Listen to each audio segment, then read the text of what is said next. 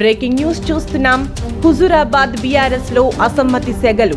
Municipal ఎన్నికల తర్వాత తీవ్రమైన అసంతృప్తి. హుజూరాబాద్ ఎమ్మెల్యే పాడి కౌశిక్ రెడ్డిపై గుర్రుగా ఉన్న సీనియర్ లీడర్లు. జమ్మికుంటలో రహస్య సమావేశం. హాజరైన నియోజకవర్గంలోని పలు మండలాల సీనియర్ లీడర్లు. మధ్యాహ్నం నుండి రాత్రి వరకు చర్చలు. ఎమ్మెల్యే పాడి కౌశిక్ రెడ్డిపై అసంతృప్తి వెళ్లగక్కిన సీనియర్లు. ఎంపీ ఈటెల రాజేందర్ పుట్టినరోజునే సమావేశంపై ఆంతర్యమేమిటి? పార్టీలో సీనియర్లకు ప్రయారిటీ లేదంటూ అసహనం.